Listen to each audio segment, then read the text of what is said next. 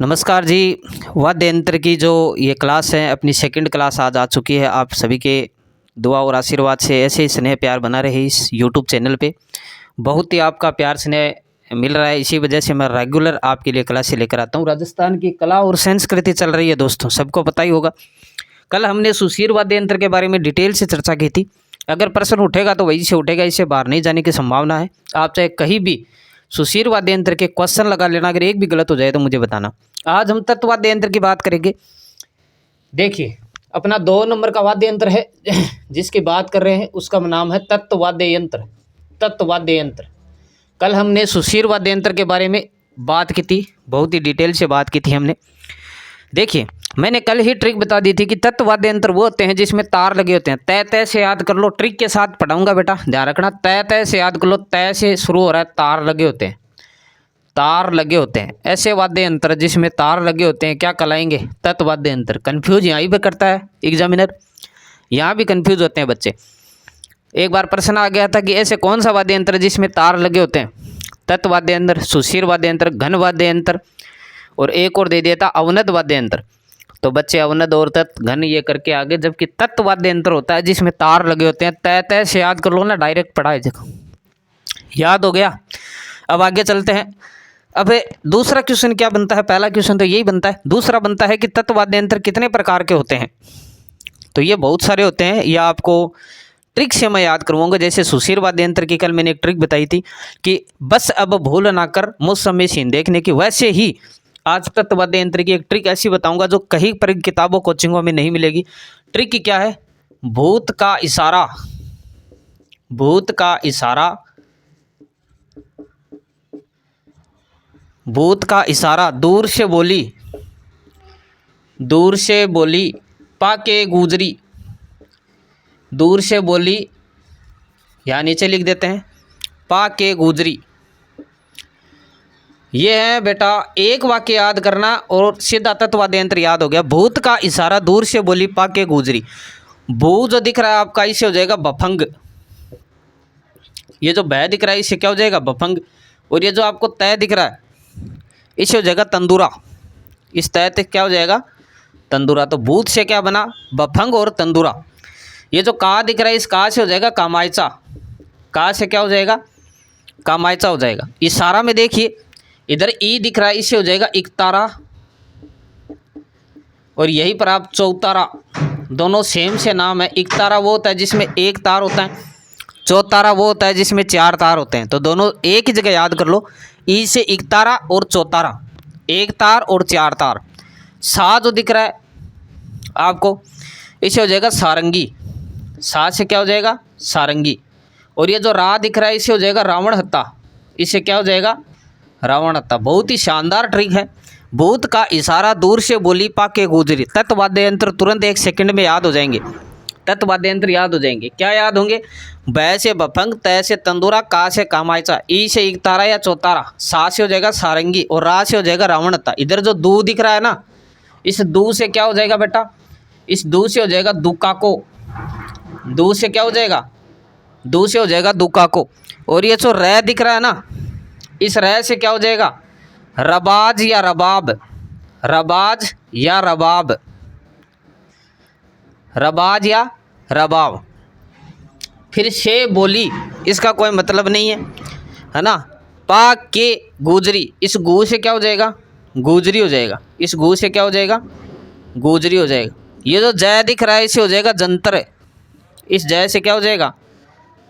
जंतर। और इधर एक चिकारा और आता है, वो इस री से बना लो आप, चिकारा। री से क्या बना लो? चिकारा बना लो। ये इतने सारे आपके जो हैं वाद्य यंत्र होते हैं, तत्व वाद्य यंत्र में आते हैं। ध्यान रखिए इस बात का। तत्व वाद्य यंत्र, भूत का इशारा, दूर से बोली पाके गुजरी। भूत का इशारा, दूर से बोली पाके गुजरी। याद हो गया?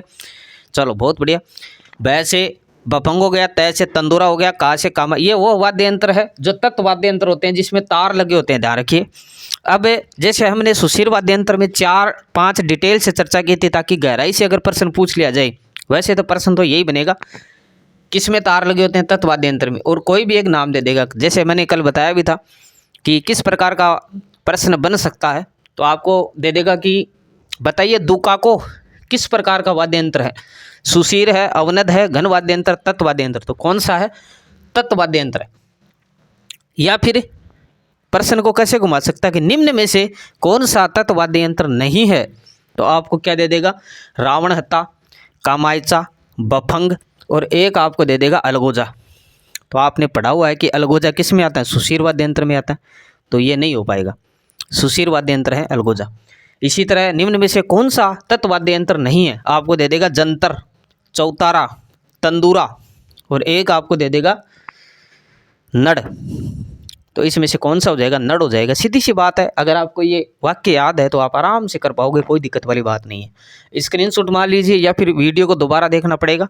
एक बार मैं साइड में हो जाता हूँ, इसका स्क्रीनशॉट मार सकते हो। बहुत ही बढ़िया ट्रिक, शानदार है और कहीं पर भी आपको देखने को नहीं मिलेगी।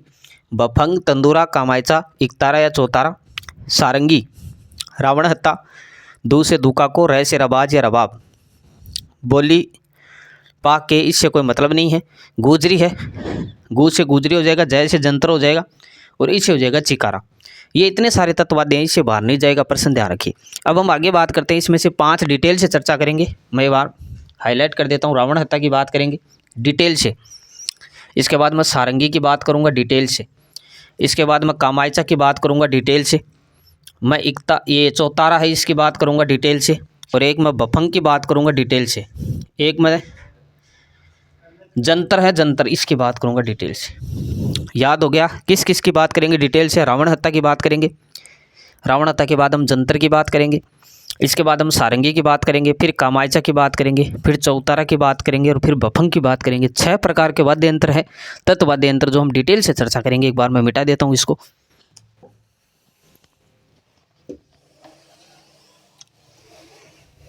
आ जाइए एक एक करके डिटेल से चर्चा करते हैं। थोड़ा सा छोटा सा वीडियो है। कल हम बात करेंगे अवनद वाद्य यंत्र की। तीसरे प्रकार का वाद्य यंत्र अवनद वाद्य यंत्र अगले वीडियो में देखने को मिलेगा। नोटिफिकेशन ऑन कर लीजिए। जिसको भी क्वालिटी अच्छी लग रही है बेटा, चैनल को सब्सक्राइब जरूर कर ले। बहुत ही अच्छा और क्वालिटी का चैनल है और 2000 की फैमिली हो चुकी है। जल्दी से जल्दी सब्सक्राइब करवाइए। मैं फिर बोल रहा हूँ, ना हमें कोई पैसों से मतलब है ना कोई और, फ्री में क्लासें मिलेगी। पूरा राजस्थान जीके पढ़ाऊंगा, मैथ पढ़ाऊंगा, रीजनिंग पढ़ाऊंगा, इंडिया जीके पढ़ाऊंगा। हर उस टॉपिक को इस वीडियो पे, इस चैनल पे आपको देखने को मिलेगा। हर एक वीडियो लगा दूंगा इस चैनल पे फ्री में। ये जो कोर्स बेचते हैं ना 3-3, 10-10 हज़ार, 15-15 हज़ार में, सारों के बंद करवा दूंगा मैं। ध्यान रखना, हर उस गरीब बच्चे तक इस वीडियो को पहुंचा दो। मेरी एक ही तमन्ना रहती है कि आपको अगर कोई बच्चा ऐसा लग रहा है कि जिसके पास पैसे नहीं है, उस बच्चे तक इस वीडियो को शेयर कर दो, बस। और कुछ नहीं चाहिए। आपको अच्छा लग रहा है तो सब्सक्राइब करो, लाइक करो, वरना इस वीडियो को शेयर ज़रूर कर देना उस गरीब बच्चे तक जो आपको लग रहा है कि इसको ज़रूरत है, इसके पास पैसे नहीं है। हम फ्री में कोर्स देंगे, फ्री में पढ़ो, कोई दिक्कत नहीं है, बढ़िया तरीके से। प्रश्न बाहर नहीं जाने दूंगा, ध्यान रखना। बात करते हैं, सबसे पहले हम बात करते हैं रावण हत्ता। बहुत ही इंपॉर्टेंट, इससे इंपॉर्टेंट आपको तत्व वाद्य यंत्र नहीं मिलेगा, रावण हत्ता। और इससे जो प्रश्न बनता है, मैं 6 फैक्ट बताऊंगा, 5 या 6 फैक्ट, इससे बाहर प्रश्न नहीं जाएगा। एक चीज़ याद करो, सबसे पहले रावण हत्ता कौन सा वाद्य यंत्र है? तत्व वाद्य यंत्र, है ना। अभी हमने पढ़ा था ना ट्रिक से, इशारा में रा आ रहा था, उससे रावण हत्ता बन रहा था। इशारा में जो रा आ रहा था ना, उससे रावण हत्ता बन रहा था। वो वाक्य याद कर लो, आपका काम हो जाएगा। रावण हत्ता की बात करते हैं, सबसे पहला फैक्ट इसमें बनता है कि इसमें 9 तार होते हैं। कितने तार होते हैं? 9 तार होते हैं इसमें। याद रह जाएगा कि नहीं रह जाएगा? 9 तार होते हैं रावण हत्ता, है ना। वैसे आप याद कर सकते हो, रावण के कितने सिर थे? रावण के कितने सिर थे? 10 में से 1 कम कर दो, 9 तार। याद रह जाएगा। रावण के कितने सिर थे? 10 सिर थे। 10 में से 1 कम कर दो, 9। तो रावण हत्ता में कितने तार होते हैं? 9 तार होते हैं। 10 से 1 कम, याद रह जाएगा, मेरे पक्का विश्वास है याद रह जाएगा। रावण के कितने सिर थे? 10 में से 1 कम कर दो। दूसरा फैक्ट क्या है रावण हत्ता का, कि रावण हत्ता की जो आकृति होती है ना बेटा, वो नारियल की एक कटोरी, नारियल को आप काटोगे ना, नारियल के अंदर जो निकलता है ना वो गट, उस गट को अगर आप काटोगे तो उस कटोरी के समान इसकी आकृति होती है। ध्यान रखना। तो ध्यान रखना, किसकी आकृति होती है? नारियल की कटोरी, नारियल की कटोरी के समान इसकी आकृति होती है। बोलो अच्छा लग रहा है कि नहीं लग रहा? नारियल की कटोरी के समान इसकी आकृति होती है। सीधे सीधे डायरेक्ट प्रश्न परीक्षा में आते हैं। पहली बात तो एक अपने दिमाग में फीड कर लेना कि एक भी प्रश्न ऐसा नहीं है जो पिछली परीक्षाओं में आया हुआ नहीं है, जो आगे आएगा। कचरा तो पढ़ाता ही नहीं मैं, कचरा बिल्कुल नहीं है इसमें, एक भी लाइन छोड़नी नहीं है। नारियल की कटोरी के समान किसकी आकृति होती है? रावणता की होती है। डायरेक्ट प्रश्न पूछा जाता है परीक्षा में, याद रखना है ना, नारियल की कटोरी के समान। और वैसे याद रखो तो रावण के सिर है वो नारियल की कटोरी के समान आप मान सकते हो, तो वैसे हो जाएगा नारियल की कटोरी के समान। तीसरा फैक्ट क्या है? तीसरा फैक्ट क्या है? अब रावण हत्या को बजाता कौन कौन है? तो रावण हत्या को भील और कालबेलिया जनजाति बजाती है। कौन कौन सी? भील और कालबेलिया। नहीं सॉरी, भील नहीं, इसको बजाते हैं, देखो थोड़ा सा मिस्टेक हो गया, इसको बजाते हैं पाबूजी के बोफे। रावण हत्या की बात कर रही है, मैंने अलगोजा समझ लिया था। अच्छा, कल हमने अलगोजा पढ़ा था, अलगोजा में हमने पढ़ा था कि इसको भील और कालबेलिया जनजाति बजाती है, वैसे याद रह जाएगा। तो आपको मैंने अलगोजा के बारे में थोड़ा सा मिस्टेक हो गया था। अलगोजा कौन बजाता है? भील और कालबेलिया, इससे ये भी याद कर लो। जबकि रावण हत्या को कौन बजाता है? रावण हत्या को बजाता है पाबूजी के बोफे। दो प्रकार के भोपे बजाते हैं, एक तो पाबूजी के भोपे बजाते हैं और एक जो रामदेव जी में कामड़ जाति के जो भोपे होते हैं, रामदेव जी के कामड़ जाति के भोपे, कामड़ जाति के भोपे, ये दोनों बजाते हैं। अभी कौन सा? रावण हत्या। प्रश्न परीक्षा में ऐसे आएगा कि पाबूजी के भोपे कौन सा वाद्य यंत्र यूज करते हैं? तो पाबूजी के भोपे करते हैं रावण हत्या। या फिर परीक्षा में प्रश्न आएगा कि रामदेव जी के कामड़ जाति के भोपे कौन सा वाद्य यंत्र यूज करते हैं? तो रावण हत्या यूज करते हैं। या फिर ऐसा पूछ लेगा रावण हत्या कौन से जाति के भोपे बजाते हैं? तो पाबूजी भी करना है और रामदेव जी भी करना है, पाबूजी और रामदेव जी दोनों करना है। पाबूजी और रामदेव जी के भोपे बजाते हैं, याद रह जाएगा। तो 3 फैक्ट हो गए और बस यही से इतने ही प्रश्न आएंगे, इससे बाहर नहीं जाएगा। रावण हत्या में कितने तार? 9 तार। रावण हत्या की आकृति कैसी? नारियल की कटोरी के समान होती है। रावण हत्या कौन बजाता है? पाबूजी के भोपे या रामदेव जी के कामड़ जाति के भोपे जो है ये रावण हत्या बजाते हैं। बोलो रावण हत्या के बारे में डिटेल से होगी कि नहीं होगी? इससे बाहर प्रश्न नहीं जाएगा। दूसरे की बात करते हैं, अगला हम लेते हैं इसके बाद।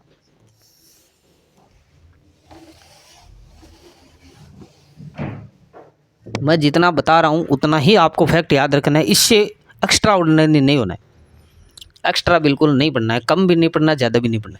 दूसरे की मैं बात करता हूँ, दूसरा है आपका जंतर। बड़ा ही इंपॉर्टेंट तत्वाद्य यंत्र है जंतर। जंतर की मैं बात करता हूँ तो जंतर के बारे में 2 ही फैक्ट याद करने, तीसरा फैक्ट याद ही नहीं करना। जंतर है, इसकी आकृति होती है वीणा के समान। सरस्वती जी जो वीणा रखती थी अपने हाथों में, वीणा की आकृति, इस वीणा की आकृति के समान आपको जंतर दिखेगा। जंतर कैसा होता है? वीणा की आकृति के समान, याद रह जाएगा। यह इसकी भी कोई ट्रिक बतानी पड़ेगी आपको, है? वीणा की आकृति के समान जंतर होता है। इसके बाद जंतर बजाते हैं गुज्जर जाति के भोपे। कौन बजाते हैं? गुज्जर जाति के भोपे। अब सर इतने भोपे हो गए कि याद ही नहीं रह पाते कि कौन सा तो गुज्जर जाति बजाती है, कौन सा रामदेव जी पाबूजी के बजाते हैं, कौन सा भील कालबेलिया बजाती है। तो एक बार मैं बता देता हूँ, भील और कालबेलिया जनजाति से वो तो अलगोजा है, वो तो सुशीर वाद्य, वो तो जातियाँ हैं भील और कालबेलिया, उसको तो याद ही रह जाएगा, अलगोजा बजाती है वो तो। लेकिन यहाँ 3 जाति के भोपे आ गए, पाबूजी के भोपे आ गए, रामदेव जी के आगे, और इधर आ गया गुज्जर जाति के भोपे। तो एक चीज़ हमेशा याद रखना कि सबसे ज़्यादा भोपे जो बजाते हैं वो रावण हत्या ही बजाते हैं। अगर परीक्षा में आपको याद नहीं आए तो वहाँ पर रावण हत्या जो है वही करके आना है। रावण हत्या को ज़्यादातर जो सारे भोपे हैं ना वो रावण हत्या बजाते हैं, ऐसा मान लो। लेकिन यहाँ एक प्रोफेशनल तरीके से आपको अलग ही दे दिया कि गुज्जर जाति के भोपे बजाते हैं, वो जंतर बजाते हैं। ये गुज्जर जाति के भोपे ये जंतर में आता है। तो अब याद कैसे रहेगा? ये जो गुज्जर जाति होती है ना, ऐसे ट्रिक बना लो कि ये गुज्जर जाति जो होती है इसमें क्रोध ज़्यादा होता है, तो ये तुरंत व्यक्ति का जंतर कर देती है।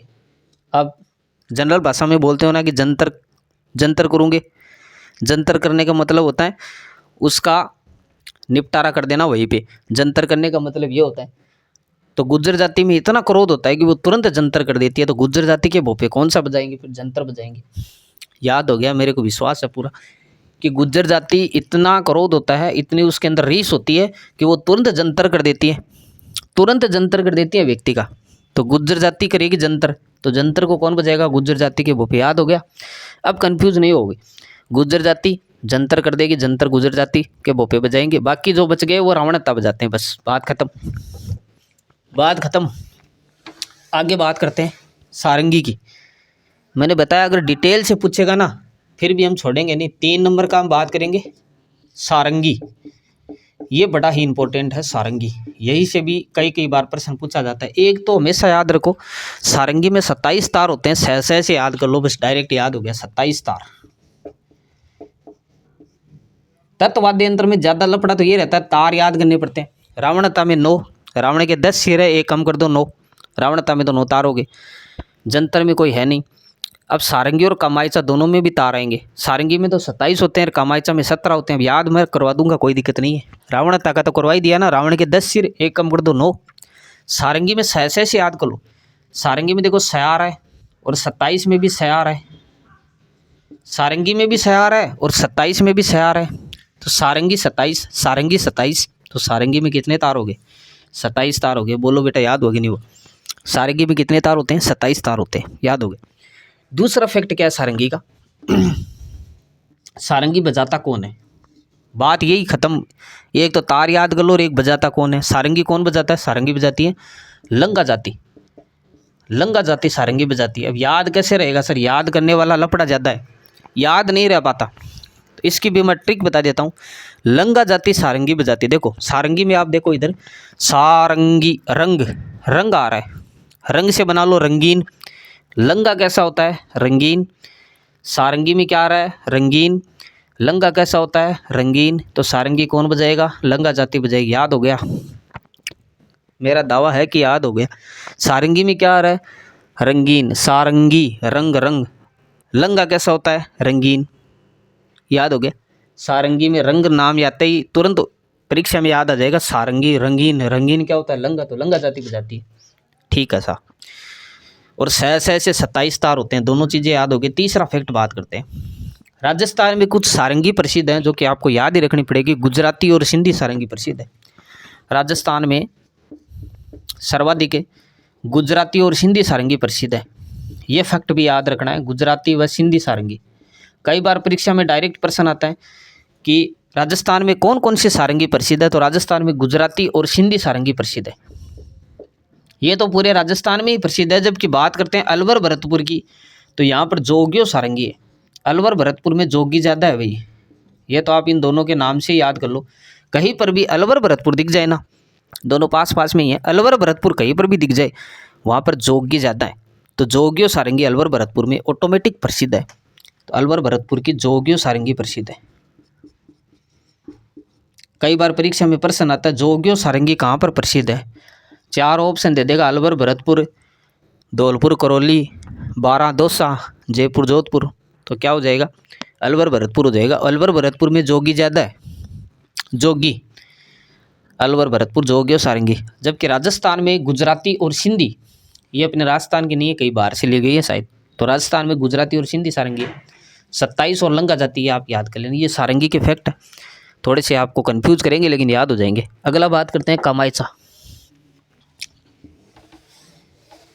थोड़ी सी मेहनत कर लो, थोड़ी सी मेहनत कर लो, बस आपको याद हो जाएंगे। 4 नंबर की बात करते हैं, वो है कामायचा।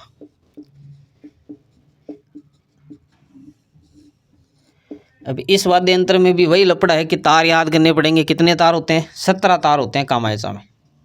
सारंगी में 27 तार थे, 4 फैक्ट थे उसमें, वो भी याद करने थे। इसमें कितने तार होते हैं? 27। उसमें 27 थे, इसमें 17 तार है। अब सारंगी से 10 कम कर दो, 17 तार हो गए कामायचा में। ये तो इसकी ट्रिक हो गई। ठीक है। कामायचा के बारे में और क्या याद करना है? एक तो कामायचा, सबसे पहले इसमें एक विशेषता है कामायचा की है, जैसलमेर बाड़मेर में जो है कामायचा बजाया जाता है। जैसलमेर बाड़मेर जो शुष्क इलाका। कल हमने जैसलमेर बाड़मेर के बारे में एक चीज़ और पढ़ी थी सुशीर वाद्य यंत्र में, कि जैसलमेर बाड़मेर में कौन सा सुशीर वाद्य यंत्र प्रसिद्ध था? याद करके बताओ कमेंट करके कि जैसलमेर बाड़मेर में कौन सा सुशीर वाद्य यंत्र प्रसिद्ध था। वही बात कामायचा में, कामायचा भी जैसलमेर बाड़मेर में ही बजाया जाता है। कल हमने सुशीर वाद्य यंत्र में भी बात की थी, उसमें एक सतारा था, सतारा। ये सतारा भी जैसलमेर बाड़मेर में ही बजाया जाता है। और कामायचा भी कहाँ पर? जैसलमेर बाड़मेर में। 2 फैक्ट हो गए इसमें। कामायचा में कितने तार होते हैं? 27 तार। सारंगी से 10 कम होते हैं। अच्छा, कामायचा दिखता कैसा है? ये सारंगी की तरह दिखता है, ये भी याद कर लेना, सारंगी की तरह। कई बार परीक्षा में प्रश्न आता है कि सारंगी की तरह दिखने वाला वाद्य यंत्र कौन सा है? सारंगी खुद वाद्य यंत्र है, तत्वाद्य यंत्र में खुद आता है। अभी मैंने इससे पहले पढ़ा था। और सारंगी की तरह ही कौन दिखता है? कामायचा। उसमें 27 तार होते हैं, इसमें कितने होते हैं 17, उससे 10 कम होते हैं। याद करना चाहो तो ऐसे कर सकते हो। सारंगी में तो से 27 हो गया, उस 27 से 10 कम करोगे 17 तार हो गए। जैसलमेर बाड़मेर में बजाते हैं कामायचा, और ये सारंगी की तरह दिखता है। चौथा फैक्ट क्या है? अच्छा, कामायचा जो है इस पर 2020 में 5 रुपये का डाक टिकट जारी किया गया था। अब नाम लेते याद आ गए होंगे कि कल भी हमने पढ़ा था ऐसा का ऐसा ही। 2020 में 5 रुपये का डाक टिकट जारी हुआ था। कल हमने डाक टिकट जारी करने का पढ़ा था, वो पढ़ा था अपने अलगोजा में। अलगोजा के ऊपर 2020 में 5 रुपये का डाक टिकट जारी हुआ, जबकि कामायचा के ऊपर भी हुआ था। तो दोनों वाद्य यंत्र एक साथ याद कर लो कि 2020 में 5 रुपये का डाक टिकट किन किन पर जारी हुआ। एक तो अलगोजा सुशीर वाद्य यंत्र, एक कामायचा तत् वाद्य यंत्र। सुशीर और तत् दोनों में एक एक है, उसमें तो अलगोजा है, इसमें कौन है कामायचा। अलगोजा और कामायचा, अलगोजा और कामायचा। तो कामायचा के ऊपर 2020 में 5 रुपये का डाक टिकट जारी हुआ। एक चीज़ और याद कर लो, कामायचा बजाती है मांगणियार जाति, मांगणियार जाति। अब ये कैसे याद रहेगा? ये जाति बहुत आती है, जाति और भोफे। जाति और भोफे सबसे ज़्यादा कन्फ्यूज करते हैं। तो भोफे वाला तो मैंने मिटा ही दिया, गुज्जर जाति जंतर कर देती है और बाकी सब रावणता में। अब ये तार वाला भी मैंने निपटा दिया, रावणता में 9 तार, सारंगी में से 17 तार, 27 तार, और कामायचा में 10 कम कर दो 17 तार, हो गया कंप्लीट। तार वाला लफड़ा खत्म, बोफे वाला लफड़ा खत्म। अब जाति वाला भी कर देता हूँ। लंगा जाति सारंगी बजाती है, सारंगी में रंगीन, रंगीन क्या होता है? लंगा होता है, तो लंगा जाति सारंगी बजाती। ठीक है। अब ये मांगणियार कैसे याद रखे? देखो कामायचा में काम, काम पकड़ लो, काम। काम किसको नहीं होता है? जो मांगने आते हैं, याद हो गया। काम किसको नहीं होता है? जो मांगने आते हैं। तो मांगने आता है उसको कोई काम नहीं होता है, तो कामायचा कौन बजाती है? मांगणियार जाति बजाती है। याद हो जाएगा, परीक्षा में आएगा कामायचा। काम किसको नहीं होता है?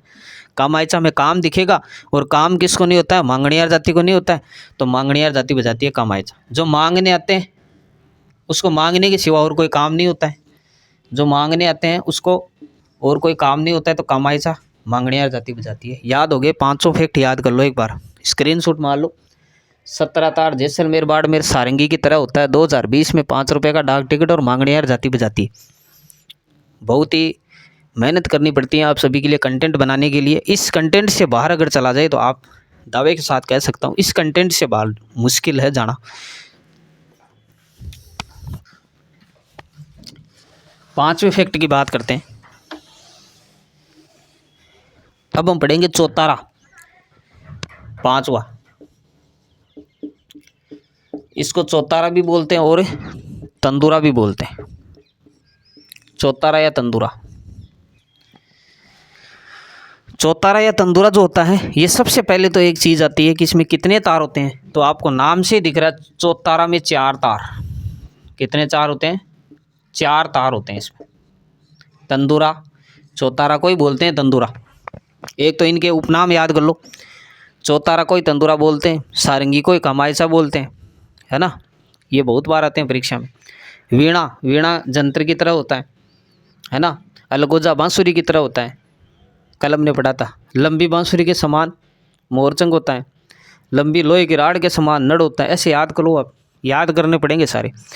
चौतारा में 4 तार तंदूरा के समान होता है, तंदूरा या चौतारा बोलते हैं दोनों को। इनके और भी नाम हैं, जैसे आप इसको तानपुरा, तानपुरा भी बोल सकते हो। इसकी शक्ल जो है ये तानपुरा से मिलती जुलती है। परीक्षा में कई बार प्रश्न आ चुका है अभी कि तानपुरा से मिलती जुलती शक्ल किसकी है? तो चौतारा या तंदूरा की, जिसमें 4 तार होते हैं, उसकी शक्ल मिलती है किससे? तानपुरा से। तानपुरा, है ना, तानपुरा से मिलती जुलती है चौतारा या तंदूरा। 4 तार होते हैं, इसकी शक्ल जो है ये तानपुरा से मिलती जुलती है। बस इतना ही है, इसमें तो कोई ज़्यादा नहीं है फैक्ट, ये 2 ही है। कितने तार होते हैं? 4 तार होते हैं। किसके समान? तंदूरा के समान, चौतारा या तंदूरा। और इसकी शक्ल तानपुरा से भी मिलती है। किससे मिलती है? तानपुरा से भी मिलती है। याद करने की ट्रिक है, तीनों में रा आ रहा है लास्ट में, रा। चौतारा, तंदूरा, तानपुरा, लास्ट में तीनों में रा रा रा। याद रह जाएगा, तीनों बराबर है। चाहे तो तानपुरा बोल दो, तानपुरा को चौतारा बोल दो, चौतारा को तंदूरा बोल दो, तंदूरा को चौतारा बोल दो, कैसे बोल दो, लास्ट में रा आएगा, लास्ट में रा आएगा, कंफ्यूज नहीं करेगा। अब आपको 5वां कंप्लीट हो गया। 6ठे की बात करते हैं, बफंग। बफंग में एक इफेक्ट है, ये बफंग है ना, इसमें एक इफेक्ट है कि बफंग अलवर भरतपुर के जोगी बजाते हैं। बस बफंग कौन बजाते हैं? अलवर भरतपुर के जोगी बजाते हैं। अभी आपको थोड़ा थोड़ा याद भी आ रहा होगा कि ये तो हमने थोड़ी देर पहले पढ़ा था। अलवर भरतपुर के जोगी, बिल्कुल सही पढ़ा था। अलवर भरतपुर के जो जोगी होते हैं, अलवर भरतपुर में ज़्यादा जोगी रहते हैं, ये चीज़ याद कर लो। तो सारंगी हमने पढ़ी थी, इसमें आपको याद आ रहा होगा सारंगी प्रसिद्ध है। अलवर भरतपुर की जोगी और सारंगी अभी हमने पढ़ा था सारंगी में, तो वो याद आ रहा होगा शायद आपको। बाकी अलवर भरतपुर के जो जोगी है ये बफंग बजाते हैं। क्या बजाते हैं? बफंग बजाते हैं अलवर भरतपुर के जोगी। एक ही इफेक्ट है, आपको याद ही रह जाएगा। बफंग कौन बजाता है? बफंग बजाते हैं जोगी। और जोगी भी कौन से? अलवर भरतपुर में ही है जोगी ज़्यादा, वहीं पर बजाते हैं। अलवर भरतपुर के जोगी बफंग बजाते हैं। तो ये दोस्तों थोड़ा सा आपने तत्वाद्य यंत्र के बारे में पूरी डिटेल से चर्चा की है। एक तो हमने लास्ट में जो 6 डिटेल से ये पढ़े हैं ना, 6 वाद्य यंत्र, एक तो ये, और एक वो ट्रिक भूत का इशारा, दूर से बोली पाक के गुजरी, और एक तत्वाद्य यंत्र तार से बजाए जाते हैं। बस अगर ये तीनों चीज़ आपने डिटेल से चर्चा कर ली, एक बार में अगर समझ में नहीं आ रहा तो दोबारा वीडियो देखो, पक्का 100% बात है, सारी चीज़ें याद हो जाएगी। एक भी चीज़ ऐसी नहीं बचेगी जो आपको याद है नहीं हो रही। अगर कंटेंट अच्छा लग रहा है और किसी बच्चे को लग रहा है कि वाद्य यंत्र की मेरे को इसके नोट्स चाहिए पूरे के पूरे डिटेल से, बहुत ही बढ़िया तरीके से लिखे हुए हैं, मैं बता देता हूँ, रंगीन नोट्स हैं। अगर आपको प्रॉपर इसी टॉपिक के चाहिए कि एक टॉपिक के चाहिए तो वो तो मिलते हैं 21 रुपये में। मैं फिर बता देता हूँ आपको, हर वीडियो में बताता हूँ। ये तो अगर वाद्य यंत्र के ही चाहिए, फिर लोक देवता के चाहिए, लोक देवी के, ऐसे टॉपिक वाइज चाहिए तो वो तो 21 रुपये में मिलते हैं एक टॉपिक के। लेकिन कोई बच्चा अगर बहुत ज़्यादा डिस्काउंट चाहता है और वो चाहता है कि मुझे तो पूरे राजस्थान जी के ही दे दो, भूगोल, हिस्ट्री, संस्कृति सबके, तो वो 100 रुपये में मिलते हैं। कितने रुपए में? 100 रुपये में पूरा राजस्थान, ऑल राजस्थान जी के मिलता है। जैसे मैं पढ़ा रहा हूँ ना, वैसे ही एक भी तो कचरा नहीं है अपने राजस्थान जीके में, ध्यान रखना। कचरा बिल्कुल न तो पढ़ते हैं ना पढ़ाते हैं, दोनों चीज़ें है ना। और एक भी कचरा नहीं है। और परीक्षा में आएंगे तो आएंगे, 100% आएंगे, प्रमाण दे चुके हैं। पिछले 9 परीक्षाओं में जेल प्रहरी से स्टार्ट हुए थे, जेल प्रहरी में दे दिया, सेकंड ग्रेड में दे दिया, रीट में दे दिया, पटवार में दे दिया, ग्राम सेवक में दे दिया, RS में दे दिया, पुलिस कांस्टेबल में दे दिया। बच्चों को दिखाए हैं बाकायदा कि राजस्थान जी के अगर पूछा जा रहा है तो अपनी यहाँ से पूछा जा रहा है, इससे बाहर नहीं जाएगा। अब वो प्रश्न पूछने का तरीका अलग हो सकता है। RPSC कोट देती है तो कोट में अपने मिल जाएंगे। ये कोट क्या देगी भाई? कोट ये दे देगी, निम्न में से कौन सा सारंगी के बारे में सही कथन है? एक तो A दे देगा और एक R दे देगा, फिर प्रश्न फिर कोट दे देगा, A सही है R सही है, कैसे दे दो, कोई दिक्कत नहीं है। सारंगी के बारे में हमने डिटेल से पढ़ ही लिया तो फिर कैसे दो, क्या मतलब। तो अगर आपको टॉपिक चाहिए तो 21 रुपये में, पूरा चाहिए तो 100 रुपये में। कॉन्टैक्ट इस पे कर लेना, 14 32 53 98 7014325398 व्हाट्सअप करना है। तुरंत आपको एक ही सेकंड के अंदर अगर टॉपिक के चाहिए तो 21 रुपये या 20 रुपये कर देना, और ये 100 रुपये करके ले लेना, कोई दिक्कत नहीं है। स्क्रीनशॉट मार लो। कंटेंट अच्छा लग रहा है तो एक बार शेयर ज़रूर करें, ये मेरी आपसे रिक्वेस्ट है। सब्सक्राइब लाइव ज़रूर करके जाए। धन्यवाद। अगला वीडियो अवनत वाद्य यंत्र, और उससे अगला घनवाद्य यंत्र, उससे अगला महत्वपूर्ण कलाकार, 5 भागों में डिवाइड करके छोटे छोटे भाग पढ़ेंगे बहुत ही बढ़िया तरीके से। धन्यवाद।